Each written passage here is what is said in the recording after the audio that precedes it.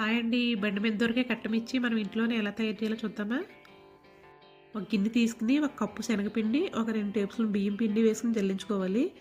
ఒక అర tea spoon ఉప్పు, అర టీ స్పూన్ పసుపు, అర టీ స్పూన్ కారం వేసుకుని కలిపేసుకోవాలి. అలాగే కొంచెం వాము కూడా వేసుకోవాలి, ఒక టీ స్పూన్ వరకు. ఒక 2 స్పూన్ల ఆయిల్ వేసుకుని బ్యాటర్ ఈ విధంగా ఉండాలి. బజ్జీలు వేసుకుని మిర్చిని తీసుకుని ఇలా రెండు సకాలుగా చేసుకోవాలి. ఒక్కో మిర్చిని గింజలు తీసేసుకోవాలి. గింజలు తీసుకుని శనగపిండి బ్యాటర్లో ముంచి మనకు కాగుతున్న ఆయిల్లో వేసుకోవాలి. మీడియం ఫ్లేమ్ పెట్టి వేయించుకోవాలి. లైట్గానే వేగాలి. సో లైట్గా వేగిన తర్వాత తీసేసి కట్ చేసుకోవాలి. బజ్జీని 3 ముక్కల కింద కట్ చేసుకోవాలి. ఆయిల్ని సిమ్లోనే పెట్టుకుని ఉంచుకుని ఈ ముక్కలన్నింటినీ వేసేసుకుని వేయించుకోవాలి. బాగా క్రిస్పీగా అవ్వేలాగా చూడండి, ఈ విధంగా ఉండాలి. క్రంచీగా ఉంటుంది. తర్వాత కొద్దిగా ఉప్పు కారం కలిపేసుకుని పైన చల్లుకోవాలి. అంతేనండి. వీడియో నచ్చితే ప్లీజ్ సబ్స్క్రైబ్. Thank you.